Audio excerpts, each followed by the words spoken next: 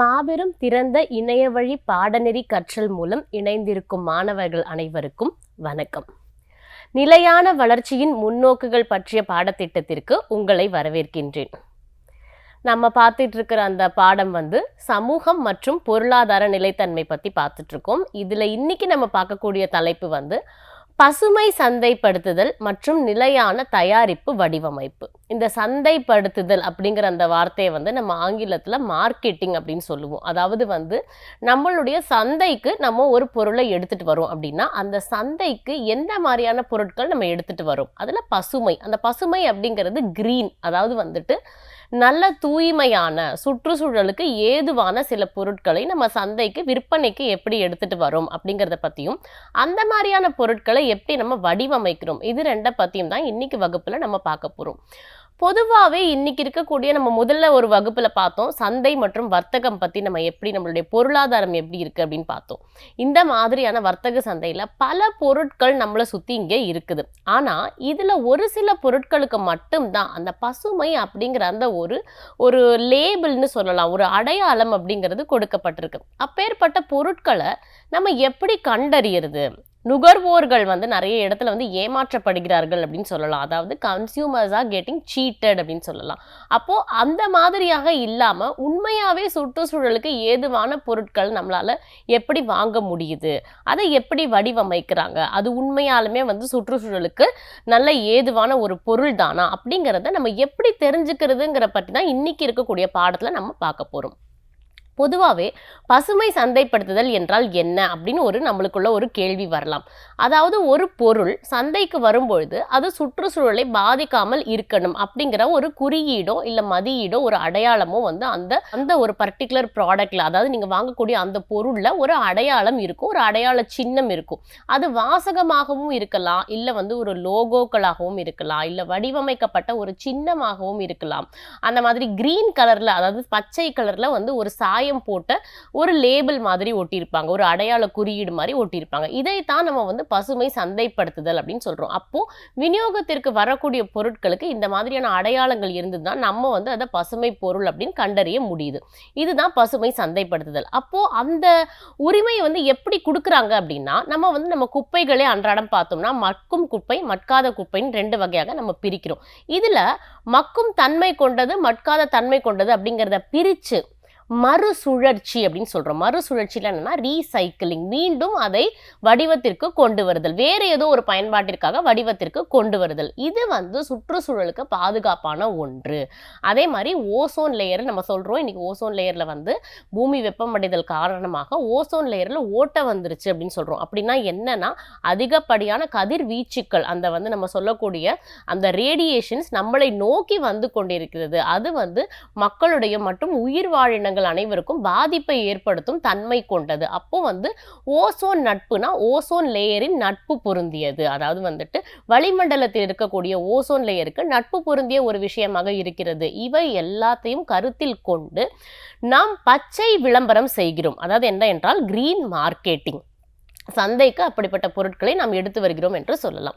இப்பொழுது நிறுவனங்கள் ஏன் இதை பயன்படுத்துகின்றன? நமக்கு எப்பயுமே ஒரு கேள்வி இருக்கும். என்னன்னா, எந்த ஒரு இடத்துலையுமே ஒரு எனக்கும் லாபமா இருக்கணும், உங்களுக்கும் லாபமா இருக்கணும், அதுதான் வர்த்தகம் அப்படின்னு நம்ம சொல்றோம். வாங்குறவங்களுக்கும் அது லாபமா இருக்கணும், விற்கிறவங்களுக்கும் அது லாபத்தை கொடுக்கணும். அப்படி பார்க்க போனா இன்னைக்கு ஏன் நிறுவனங்கள் இதை ஏத்துக்கிறாங்க அப்படின்னா, சுற்றுச்சூழல் பாதுகாப்பானது ரொம்ப முக்கியம் அப்படிங்கிறது அந்த நிறுவனங்களுக்கு தெரியும். ஆனா அதையும் மீறி அந்த பாதுகாப்புக்காக மட்டும் இல்லை, அரசு இது போன்ற நிறுவனங்களுக்கு சில சலுகைகள் கொடுக்குது. அதாவது சுகாதாரம் மற்றும் சுற்றுச்சூழல் பாதுகாப்பிற்கான விநியோகத்திற்கு வரக்கூடிய சில பொருட்களுக்கு நிறுவனங்களுக்கு சில சலுகைகள் வழங்கப்படுகின்றன. அது அவங்களுக்கு தெரியுது. அதனால அந்த மாதிரியான பொருட்களை சந்தைக்கு கொண்டு வரும்பொழுது அது மக்களாகிய நுகர்வோருக்கும் லாபத்தை கொடுக்கிறது, நிறுவனங்களுக்கும் தேவையான லாபத்தை கொடுக்கிறது.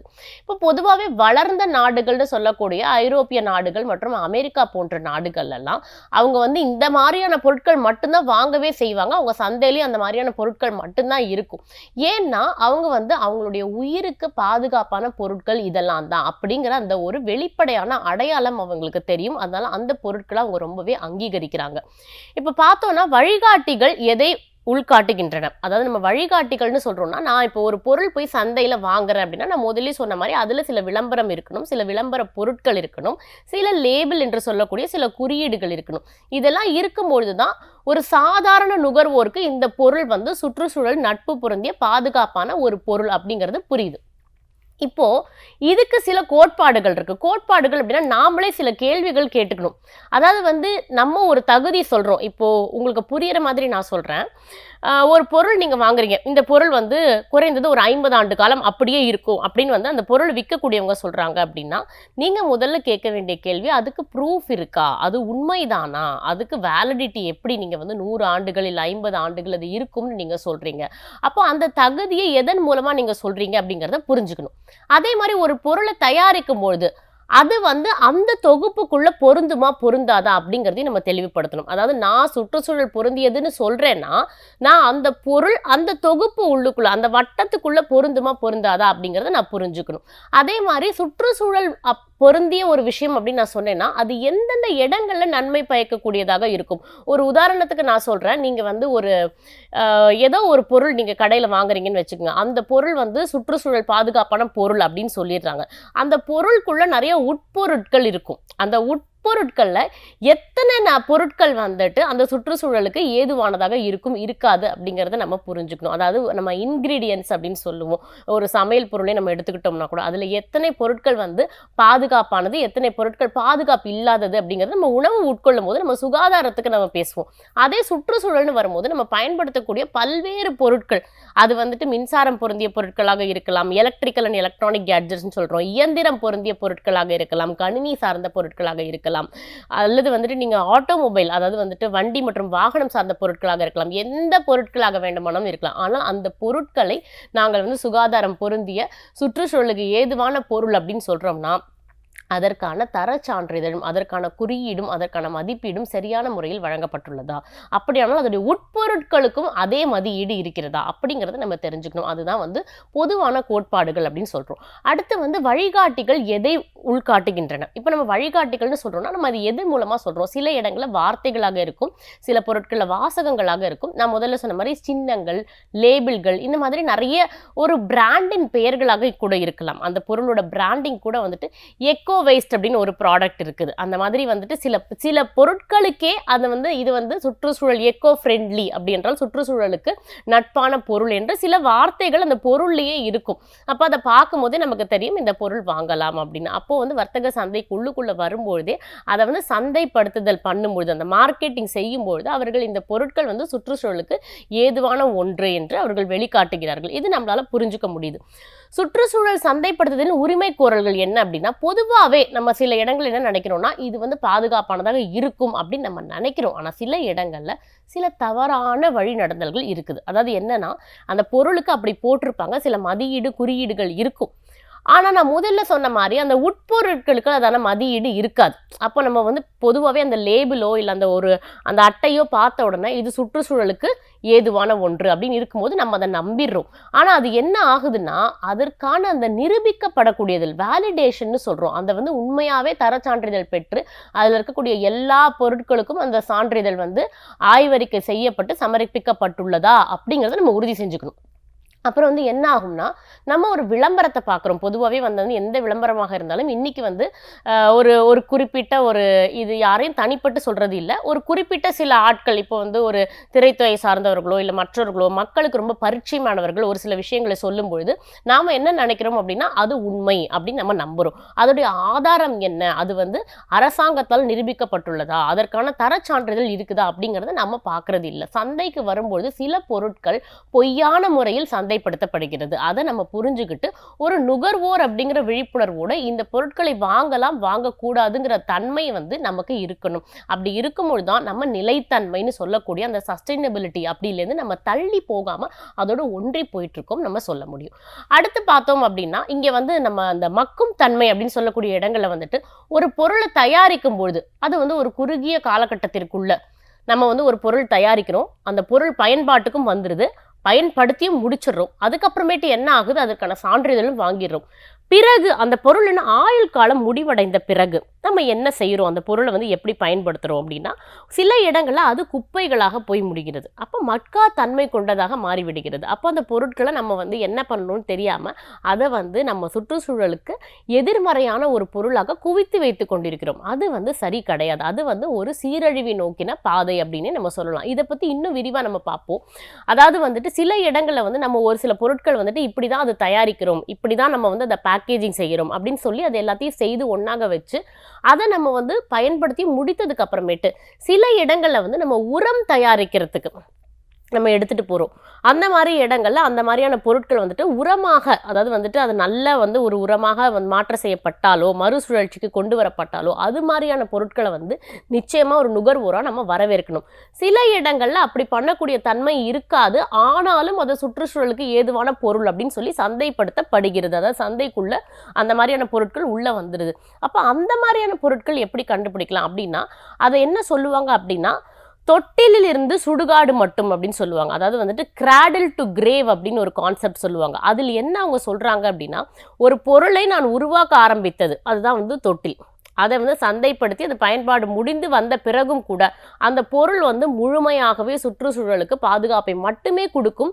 அதனுடைய ஆயுள் காலம் முடிந்த பிறகும் அது அந்த மாதிரி இருக்குமா அப்படிங்கிறத நம்ம பார்க்குறோம். அப்போ ஒவ்வொரு இடத்துலையும் நம்ம பார்க்குறோம். ஒரு பொருள் தயாரிக்கிறோம், அதை வந்து நம்ம பேக்கேஜிங் செய்கிறோம், பின்பு அதை லேபிள் செய்கிறோம், அது பயன்பாட்டுக்கு வருகிறது, அந்த பொருளின் பயன்பாடு முடிந்து விடுகிறது. அதுக்கப்புறமும் அதோட ஆயுள் காலத்திற்கு பிறகு அதை மறுசுழற்சி செய்யும் போதும் அது சுற்றுச்சூழலுக்கு ஏதுவாக இருக்கிறதா இல்லையான்னு பார்க்கணும். அதனால் அதுக்குள்ளே இவ்வளோ விஷயங்கள் நமக்கு இருக்குது. அப்படிங்கும்போது இன்றைக்கி இந்த மாதிரியான பாடத்திட்டத்தை படிக்கக்கூடிய மாணவர்களான நீங்கள் தான் ஒவ்வொரு பொருளையும் எப்படி பார்த்து பார்த்து வாங்கணும் அப்படிங்கிறது தெரியணும். ஒரு உதாரணத்துக்கு நான் சொல்கிறேன், இப்போ உங்கள் வீட்டில் வந்து உங்களுக்கு கரண்ட் இல்லை அப்படின்னா நீங்கள் ஒரு பேட்டரியோ ஒரு இன்வெர்ட்டரோ வாங்குறீங்க அப்படின்னா அந்த மாதிரியான ஒரு இயந்திரம் சார்ந்த பொருட்கள், ஒரு மின்னணு பொருட்கள் நீங்கள் வாங்குறீங்க அப்படின்னா அந்த பொருளுக்கு என்ன மாதிரியான லேபிளிங் இருக்குது, அதுக்கு என்ன மாதிரியான தர சான்றிதழ்கள் இருக்குது, அந்த பொருள் பிற்காலத்தில் மறுசுழற்சி செய்யப்படுகின்ற பொழுது, அதாவது ரீசைக்ளிங் செய்யப்படும் பொழுது அது வந்து உரமாக மாறுவதற்கு வாய்ப்புகள் இருக்கிறதா, இல்லை அந்த பொருட்கள் வந்து ஏதாவது நச்சுத்தன்மை பொருந்திய பொருட்கள் அதில் இருக்கிறதா, அந்த மாதிரி நம்ம வந்து பிரித்து பார்க்க தெரியணும் நமக்கு. அப்போ தான் வந்து நம்ம ஒரு சரியான நுகர்வோராக செயல்பட முடியும். இதே மாதிரி நான் முதல்ல சொன்ன அந்த மறுசுழற்சி அப்படின்னு சொல்லும்போது மறுசுழற்சி அப்படிங்கிறது வந்து நீங்கள் எந்த இடத்துல வேணாலும் அந்த பொருள் பண்ணலாம். அதாவது வந்து சில நேரங்களில் உதிரி பொருட்கள் நம்ம சொல்லுவோம். அதாவது வந்து நம்ம ஒரு பொருளை தயாரிக்கும் போது சில கழிவுகள் வரலாம், சில உதிரி பொருட்கள் வரலாம். அந்த உதிரி பொருட்கள் கூட நம்ம வந்து மறுசுழற்சி செய்யும் பொழுது அது வந்து சுற்றுச்சூழலுக்கு ஏதுவான ஒரு பொருளாக மாற்றப்படுகிறதா இல்லையா அப்படிங்கிறத பார்க்கணும். இப்படி நமக்கு வெவ்வேறு காலகட்டங்களையும் வெவ்வேறு இடங்களையும் ஒரு பொருளை வந்து அந்த பொருளை தயாரிக்கக்கூடிய நிறுவனமானது முழுமையாக அந்த ஆரம்பத்திலிருந்து இறுதி வரை அந்த சுற்றுச்சூழலுக்கு ஏதுவான விஷயங்களை கோருகிறதா இல்லையா, அதாவது வந்து அவங்க அதை கிளைம் பண்ணுறாங்களா பண்ணலையா அப்படிங்கிறது நமக்கு முழுமையாக புரியணும். அது புரியாவிட்டால் நம்ம என்ன நினைப்போம் அப்படின்னா இந்த அங்கீகார சான்றிதழ் கொடுக்கப்பட்டிருக்கு, அதனால இந்த பொருள் முழுமையாகவே சுற்றுச்சூழலுக்கு பாதுகாப்பான ஒன்று தான் அப்படிங்கிற ஒரு தவறான புரிதலோடு நம்ம உள்ளே போயிடுறோம். அது இருக்கக்கூடாது. இப்போ வந்து பசுமை சக்தின்னு பார்க்கும்போது சரி, இப்போ நீங்கள் இதெல்லாம் சொன்னீங்க, இது எல்லாத்தையும் தாண்டி ஒரு பொருளை உருவாக்குறதுக்கு நிச்சயமாக நமக்கு என்ன தேவை அப்படின்னா மின்சாரம். இன்றைக்கி நம்ம இங்கே இருக்கும்போது கூட நமக்கு வந்து இந்த மின்சாரம் அப்படிங்கிறது வந்து ரொம்ப ரொம்ப தேவைப்படுது. இந்த மின்சாரத்தை பசுமை சக்தி மூலமாக நம்ம தயாரிக்கிறோமா இல்லையா, அதாவது வந்து காற்றின் மூலமாக மின்சாரம் எடுத்தல், சூரிய ஒளி சூரிய தகடு கொண்டு மின்சாரம் எடுத்தல், அதுக்கப்புறம் வந்துட்டு இந்த மாதிரி நிறைய அலைகளை கொண்டு மின்சாரம் தயாரித்தல், வேவ் எனர்ஜி நம்ம சொல்கிறோம். இந்த மாதிரி வந்துட்டு நிறைய இடங்களில் வந்துட்டு பசுமையான எரிசக்தி மின்சாரத்தை நாம் எடுக்கிறோமா இல்லையா அப்படிங்கிற அந்த ஒரு புதுப்பிக்கத்தக்க மாற்று எரிசக்தி அப்படின்னு சொல்லுவோம் நம்ம. அது மாதிரியான வடிவங்கள் நம்ம வந்து தயாரிக்கிறோமா இல்லையா அப்படிங்கிறத நம்ம தெரிஞ்சுக்கணும். அதுதான் வந்து நம்மளுடைய மாசு கட்டுப்பாடை நம்ம கட்டுப்படுத்தும் ஒரு குறியீடாக நம்ம பார்க்கிறோம். இப்போ ஏன் இந்த பசுமை சக்தியை பற்றி நம்ம பேசுகிறோம் அப்படின்னா ஒரு பொருளை உற்பத்தி செய்வதற்கு நிச்சயமாக சக்தி, ஆற்றல் அப்படிங்கிறது நமக்கு தேவைப்படுது. அதாவது வந்துட்டு மின்சாரம், அதை வந்து நம்ம பவர்னு சொல்கிறோம், ஆற்றல் என்றால் எனர்ஜி என்று சொல்கிறோம். அப்போ வந்து அந்த சக்தி நமக்கு தேவைப்படுகிறது. அந்த சக்தி வந்து தூய்மையான சக்தியா இல்லையா, பசுமையான சக்தியா இல்லையாங்கிறது நம்ம ரொம்ப ரொம்ப கவனத்தில் கொள்ள வேண்டிய விஷயம். அப்போதான் அந்த பொருள் வந்து முழுமையான ஒரு சுற்றுச்சூழல் சார்ந்த ஒரு பொருளாக வெளியே வருதே தவிர, சில இடங்களில் நாமளே நினச்சிக்கிறோம் இது வந்து சுற்றுச்சூழலுக்கு ஏதுவான ஒரு பொருள் தான். அப்படி கிடையாது. அந்த பொருள் ஆரம்பத்திலேருந்து இறுதி வரை உருவாக்கப்படும் காலம் தொட்டு அந்த பொருள் பயன்பாடு முடிந்த பிறகு மறுசுழற்சி ஆகும் காலகட்டத்தில் கூட அந்த பொருள் வந்து தூய்மையாக இருக்கிறதா இல்லையாங்கிறத நம்ம உண்மையாகவே தெரிஞ்சுக்க வேண்டிய இடத்துல இருக்கோம். இதெல்லாம் நான் முதல்ல சொன்ன மாதிரியான அந்த மாற்று எரிசக்தின்னு சொல்லக்கூடிய பசுமை சக்தியின் மூலமாக நாம் மின்சாரத்தை எடுக்கிறோம். இப்போ பார்த்தோம்னா இந்த நிலைத்தன்மையின் வடிவமைப்பு, இந்த டெஃபினிஷன் ஃபார் சஸ்டைனபிலிட்டின்னு சொல்கிறோம், அதுதான் வந்து டிஎஃப்எஸ்ன்னு போட்டிருக்கேன் நான். இது என்னன்னா டெஃபினிஷன் ஃபார் சஸ்டைனபிலிட்டி அப்படின்னு சொல்லும்போது குறைந்தபட்ச சுற்றுச்சூழல் பாதிக்கிறது. அதாவது நம்ம பொதுவாகவே வந்து ஒரு அடிப்படையில் ஒன்று இருக்கும் அப்படின்னா வந்து 100% நல்லவங்க யாரும் கிடையாது, 100% கெட்டவங்க யாரும் கிடையாது அப்படின்னு பொதுவாகவே நம்ம ஒரு பேச்சு வழக்கில் நம்ம சொல்லுவோம். அதே மாதிரி ஒரு பொருளை நம்ம வந்து உற்பத்தி செய்து அதை சந்தைப்படுத்துதல் பண்ணும்போதும் வடிவமைத்து உற்பத்தி செய்து சந்தைப்படுத்துதல் அப்படின்னு சொல்லும்போது, அதாவது டிசைன், மேனுஃபேக்சரிங் அண்ட் மார்க்கெட்டிங் அதை செய்யும்பொழுது நம்ம எப்படி நினைக்கிறோம் அப்படின்னா இந்த பொருள் முழுமையானவே வந்துட்டு 100% சுற்றுச்சூழல் பாதுகாப்பு அப்படின்னு வந்து நிறைய பொருட்கள் அப்படி நம்ம சொல்லவே முடியாது. அப்போ நம்ம அதுக்குள்ளே என்ன பண்ணுறோம்னா ஒரு பர்சன்டேஜ், ஒரு மதிப்பீடு நம்ம வச்சுக்கிறோம். 60%, 70%, 80%. அப்போ அந்த குறியீடு பின்னாடி போட்டிருப்பாங்க அந்த பொருளுக்கு பின்னாடி. அப்போ குறைந்தபட்சம் அது சுற்றுச்சூழலுக்கு ஓரளவுக்கு பசுமை சக்தி கொண்டு தயாரிக்கப்பட்ட பொருளா இல்லையா, நல்ல வடிவில் வந்திருக்கா இல்லையாங்கிறது. அது ஏன்னா சுற்றுச்சூழல் அப்படிங்கிறது நம்ம சுகாதாரத்தோட பிணைந்த ஒரு விஷயம். நம்ம பல இடங்கள் என்ன நினைக்கிறோம் அப்படின்னா, நான் ஒரு குப்பையை எடுக்கிற அது இங்கே போடுறேன், அது என் வீட்டில் இல்லை, நான் எதிர்த்து வீட்டில் போட்டுட்டேன், அப்போ எனக்கு எந்த பிரச்சனையும் இல்லை அப்படின்னு நம்ம நினைக்கிறோம். அது வந்து அப்படி கிடையாது. நம்ம வீடு சுத்தமாக இருந்தாலும் நம்மளோட தெரு சுத்தமாக இல்லைன்னா அதனால நமக்கு நிறைய வியாதிகள் வரதுக்கு வாய்ப்புகள் இருக்குது. அப்போது நிலைத்தன்மை அப்படிங்கிறது என்னன்னா, நிலைத்தன்மை எல்லா இடத்துலையும் இருக்கணும். நான் முதல்ல சொன்ன மாதிரி பல தலைமுறைகள் கடந்து எல்லாருக்கும் தேவையான விஷயங்கள் வந்துட்டு சரியான நிலையில் சம அளவில் எல்லா வளங்களும் நலன்களும் கிடைக்கிறது தான் வந்து நிலைத்தன்மை அப்படின்னு நம்ம சொல்கிறோம். இப்போ நம்ம பார்க்க போனோம்னா இந்த வாழ்க்கை வட்ட மதிப்பீடுன்னு நம்ம சொல்லுவோம். அப்படின்னா என்னன்னா லைஃப் சைக்கிள் அசஸ்மெண்ட் அப்படின்னு சொல்லுவோம். அது என்னன்னா, நான் முதல்ல சொன்ன மாதிரி ஒரு பொருளுடைய ஆரம்ப காலம் தொடங்கி அந்த பொருள் முடியும் வரைக்கும், அதோட தயாரிப்புலேருந்து பேக்கேஜிங் வரைக்கும் அந்த சுற்றுச்சூழல் தாக்கத்தை அது எந்த அளவுக்கு ஏற்படுத்திக்கணும் ஒவ்வொரு இடங்களையும் அந்த குறியீடு நம்ம போடுறோம். அப்படி பார்க்க போனோம்னா நம்ம அந்த மூலக்கூறுகள், உங்களுக்கு நான் புரியிற மாதிரி ஒரு உதாரணம் சொல்கிறேன். இப்போ வந்து சூரிய மின்தகடு அதை கொண்டு தான் நீங்கள் வந்து மின்சாரத்தை தயாரிக்கிறீங்கன்னு வச்சுக்கோங்க. அதாவது சோலார் பேனல் கொண்டு நீங்கள் மின்சாரம் தயாரிக்கிறீங்க அப்படின்னா அதற்கு இடைப்பட்ட பல்வேறு பொருட்கள் இருக்கின்றன. அந்த பல்வேறு பொருட்கள் நீங்கள் பார்த்தீங்கன்னா பேட்டரி அதுக்குள்ளுக்குள்ளே வருது. அதே மாதிரி அதை தாண்டி வந்து அந்த சூரிய சக்தியை மாற்றக்கூடிய கருவி, அதாவது டிசியிலேருந்து ஏசிக்கு மாற்றக்கூடிய ஒரு இன்வெர்டர் இருக்குது. இது மாதிரியான நிறைய பொருட்கள், இடைப்பட்ட பொருட்கள் இருக்குது. இந்த எல்லா பொருட்களையும் நம்ம குட்டி குட்டி பொருட்களாக உடைத்து, மூலக்கூறுகளாக உடைத்து, இப்போ வந்து இந்த சூரிய மின் தகடு அப்படிங்கிறது வந்து மணலை கொண்டு செய்யப்படுகிறது. சாண்டுன்னு சொல்லக்கூடிய SiO2 கொண்டு சிலிக்கான் அதுலேருந்து எடுத்து தான் செய்யப்படுகிறது. அப்போ அந்த பொருட்களை நம்ம வந்து பிரித்து மூலப்பொருட்களாக எடுத்தோம் அப்படின்னா திருப்பி அந்த பொருட்களை நம்ம மாற்றி வேற ஒரு பயன்பாட்டுக்கு எடுத்துகிட்டு போக முடியுமா அப்படின்னு நம்ம பார்க்குறோம். அப்போ அது எப்படி நம்ம எடுத்துகிட்டு போகிறோம், அப்படி பண்ணும்பொழுது என்னென்ன கழிவுகள் வெளியில் வருது, அந்த நீக்கப்பட்ட பொருட்களால் ஏதாவது சுற்றுச்சூழலுக்கு கேடு வருதா, அந்த மாதிரியான விஷயங்கள்லாம் நம்ம நிச்சயமாக பார்க்கணும்.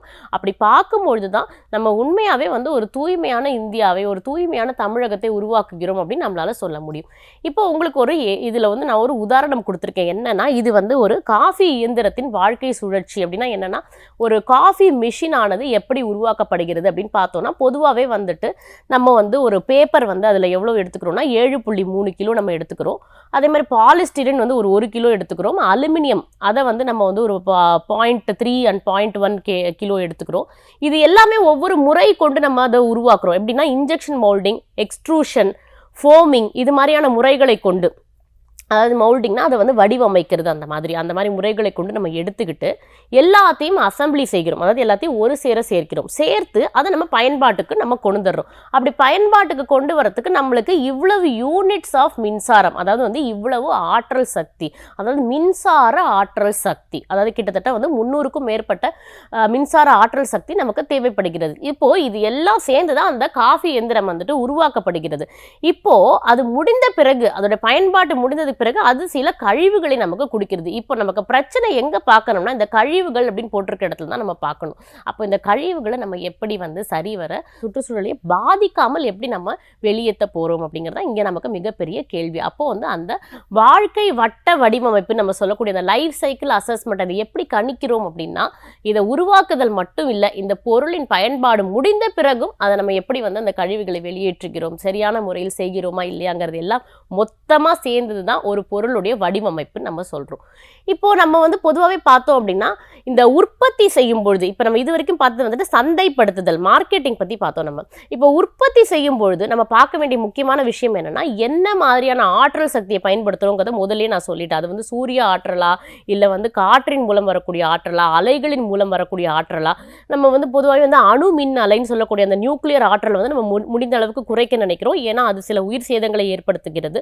அதனால அப்போ நம்ம என்ன மாதிரியான ஆற்றல் சக்தி எடுத்திருக்கோம், அந்த ஆற்றல் சக்தி மூலமா அந்த பொருள் தயாரிக்கப்பட்டா அது எவ்வளவு அளவுக்கு உமிழ்வுகளை வெளியேற்றுகிறது, கழிவுகளை வெளியேற்றுகிறது, அதாவது எமிஷன்ஸ்னு நம்ம சொல்லக்கூடும். அது வந்து எவ்வளவு தூரம் அது வெளியே கொடுக்குது, அப்போ வந்துட்டு குறைவான பாதிப்புகளை ஏற்படுத்துகிறதா, அதே மாதிரி நம்ம தயாரிக்கக்கூடிய பொருட்கள்ல உள்ளே இருக்கக்கூடிய உட்பொருட்களில் எவ்வளவு சதவீதம் அது பாதிப்புகளை ஏற்படுத்துகிறது, எவ்வளவு சதவீத கழிவுகளை நம்மளால் வந்துட்டு நம்ம மறுசுழற்சி செய்ய முடியும்.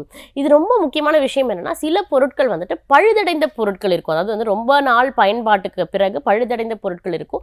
அதை எப்படி நம்ம பழுது பார்த்து அதை திருப்பி வந்து மறுசுழற்சிக்குள்ளே நம்ம எப்படி கொண்டு வர போகிறோம், இது மாதிரியான நிறைய கேள்விகள் வந்துட்டு நம்ம உற்பத்தி செய்யும் போதே அதை மனசில் வச்சுக்கணும். வடிவமைக்கும் பொழுதே அதை தான் நம்ம வந்து நிலைத்தன்மைன்னு சொல்கிறோம். நீங்கள் நல்லா புரிஞ்சுக்கணும் நிலைத்தன்மைங்கிறது என்ன அப்படின்னா ஒரு பொருளை உருவாக்க காலகட்டத்திலேருந்தே ஆரம்பிச்சு உங்களுக்கு புரியுற மாதிரி சொல்லணும்னா 5 விளையாதது 50 விளையாதுன்னு சொல்லுவாங்க தமிழ்ல ஒரு பழமொழி. நீங்க இப்ப இருக்க காலகட்டங்களில் எப்படி செதுக்கப்படுறீங்களோ உருவாக்கப்படுறீங்களோ அதுதான் உங்களுடைய ஒரு 50-60 ஆண்டு காலத்துல நீங்க இருப்பீங்கன்னு. அதே போல இன்னைக்கு இருக்கிற காலகட்டங்களில் ஒரு பொருளை உற்பத்தி செய்யும் பொழுது அந்த பொருட்களில் எந்த அளவுக்கு பசுமையான பொருட்கள் நம்ம இணைக்கிறோம், எந்த அளவுக்கு பசுமையான முறையில் அந்த பொருளை தயாரிக்கிறோம், அதை மறுசுழற்சி செய்ய முடியுமா முடியாதா, அப்படி செய்யும் பொழுது எவ்வளோ சதவீத சுற்றுச்சூழலுக்கு பாதிப்பு வரும், இவ்வளோ அனைத்தையுமே மனதில் கொண்டு தீர்மானம் செய்து ஒரு பொருளை வெளியிடும் பொழுது தான் அது வந்து முழுமையாக பசுமை உற்பத்தி அப்படின்னு நம்மளால சொல்ல முடியுது.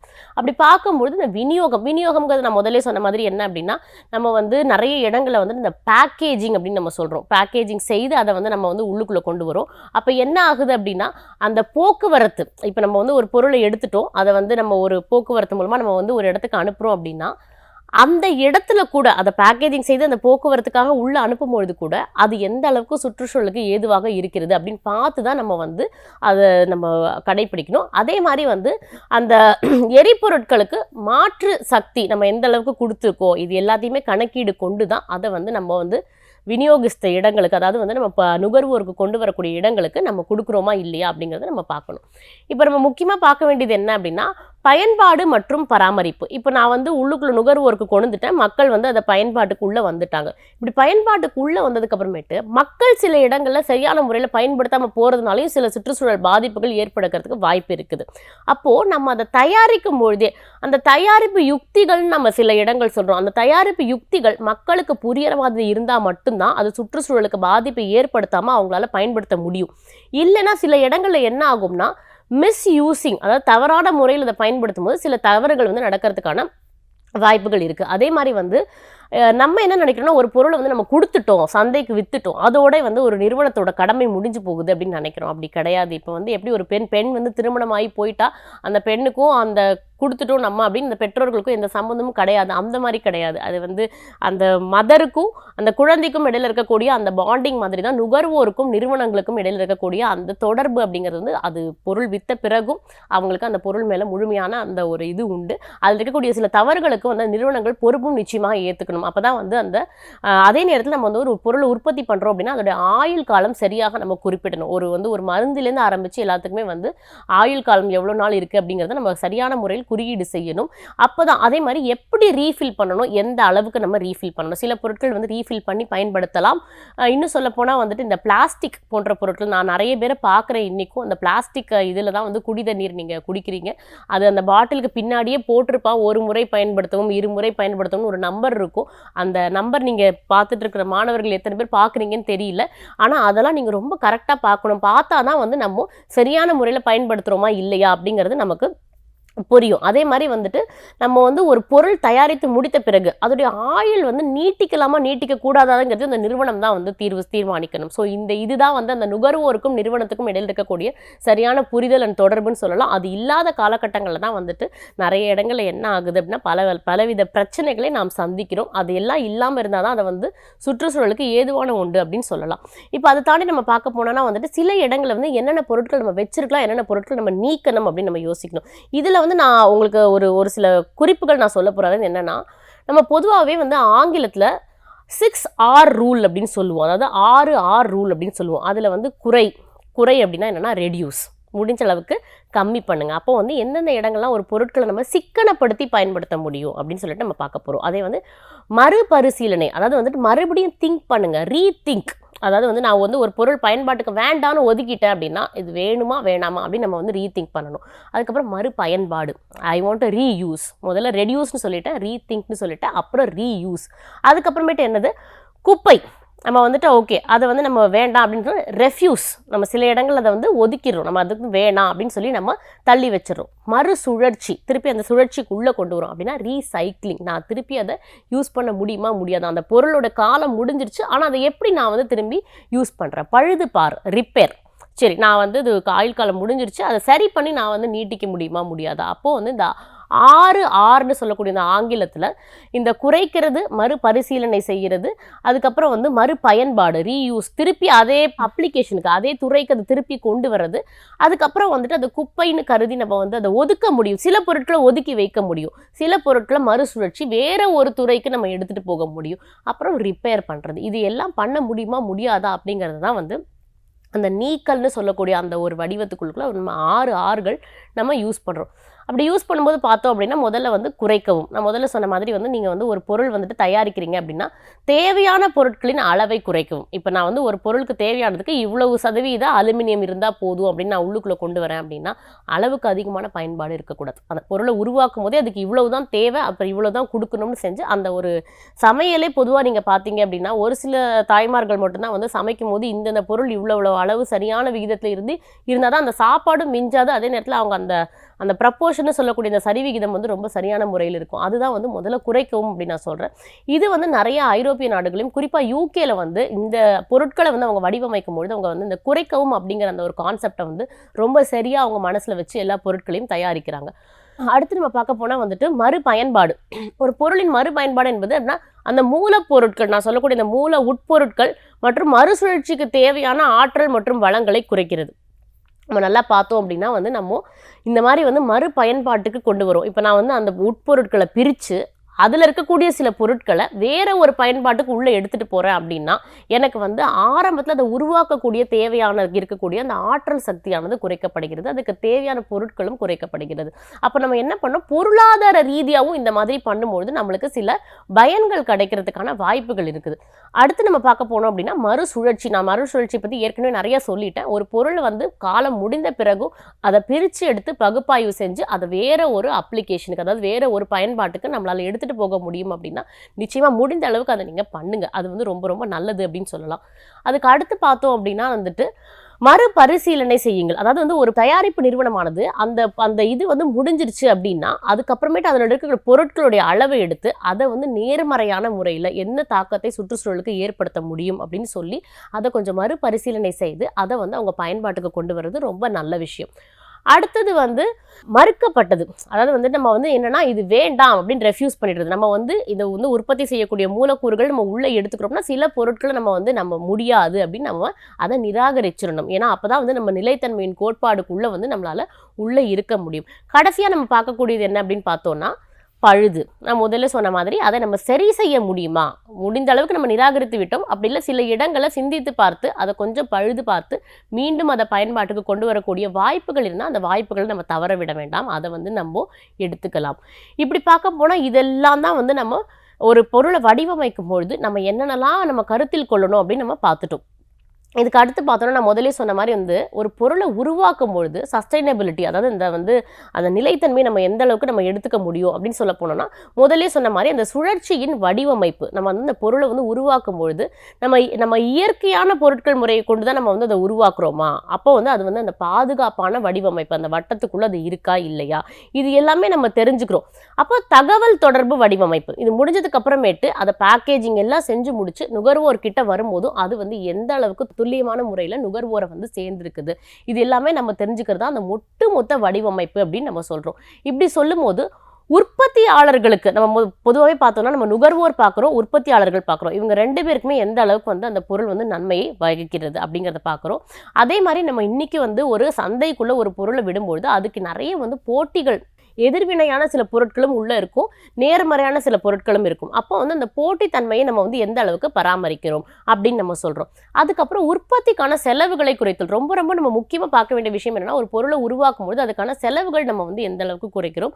அதே மாதிரி அந்த பொருளை விற்கக்கூடியவர்கள், இப்போ வந்து இடைத்தரகர்கள்னு சொல்லுவோம், இடையில வாங்கி ஒருத்தங்க சப்ளை பண்ணுவாங்க, அவங்களுக்கும் அது நன்மையை பயக்குதா இல்லையா அப்படிங்கிறத நம்ம பார்க்குறோம். அப்போ வந்து வாடிக்கையாளர்களுடைய தேவையை பூர்த்தி செய்யக்கூடிய பொருளாக இருக்கிறதா, இது எல்லாத்தையும் சேர்ந்து தான் ஒரு பொருளை நம்ம உருவாக்கணும் அப்படிங்கிறத நம்ம சொல்லியிருக்கோம். அதே மாதிரி அந்த சஸ்டைனபிலிட்டி நிலைத்தன்மையோடு இருக்குமோ அப்படிங்கும்போது நம்ம வந்து வர்த்தக இடங்களில் வந்துட்டு சில வந்து நம்மளுடைய அரசாங்கமும் சில கட்டுப்பாடுகள், கோட்பாடுகள் எல்லாம் உள்ளே வச்சுருக்கோம். அதுக்கு தேவையான சில வல்லுநர்களையும் வச்சு தான் அந்த பொருளை நம்ம உருவாக்கணும். உருவாக்கிய பிறகு அதற்கு தேவையான சில விழிப்புணர்வுகளையும் மக்கள் இடத்துல கொடுக்க வேண்டிய கடமை நமக்கு இருக்கிறது. அதே நேரத்தில் அது சுற்றுச்சூழலுக்கு பாதுகாப்பாக இருக்கா இல்லையாங்கிற கடமையும் நம்ம சரியான முறையில் கொடுக்கணும். இது தள்ளி நம்ம வந்து இன்னொரு பல ஆண்டுகளுக்கு பிறகு ஒரு 2050 நம்மளுடைய சுதந்திரம் அடைந்து 100 ஆண்டுகள் ஆகக்கூடிய 2047 நம்ம எடுத்துக்கிட்டோம்னா கூட இப்போ நமக்கு என்ன ஒரு மிகப்பெரிய சவால்களை நம்ம சந்திப்போம் அப்படின்னா, நம்ம இந்த வடிவமைப்பாளர்கள் அப்படின்னு சொல்லக்கூடிய இந்த டிசைனர்ஸ் வந்து என்ன ஆகும் அப்படின்னா, அவங்களுக்கு வந்து அந்த பொருளாதார சவால்கள் வந்து நிறைய பேர் போட்டியாளர்கள் உள்ள வந்துருவாங்க. அந்த சவால்களை அவங்க எப்படி சந்திக்க போறாங்க, ஏன்னா இன்னைக்கு எல்லாருமே வந்து சுற்றுச்சூழலை நோக்கி சரியான ஒரு பொருளை தயாரிக்கணும் அப்படிங்கிற இதுக்கு வந்துட்டாங்க. அப்போ நிறைய பேர் உள்ள இருக்கும்பொழுது அவங்க எப்படி அவங்களுடைய பொருளுடைய தரத்தை வந்து மதிப்பிட போறாங்க அப்படின்னு ஒன்று இருக்குது.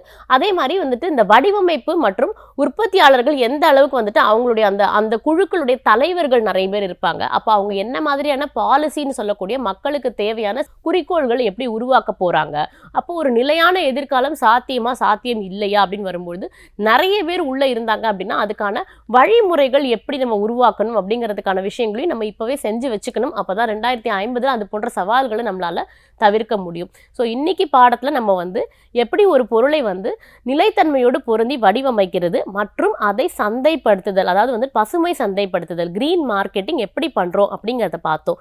இது தொடர்ந்து இது போல சமூக மற்றும் பொருளாதார சார்ந்த மீதி இருக்கக்கூடிய பாடங்களையும் வரும் காலகட்டங்களில் நம்ம கேட்டு தெரிஞ்சுப்போம். நன்றி, வணக்கம்.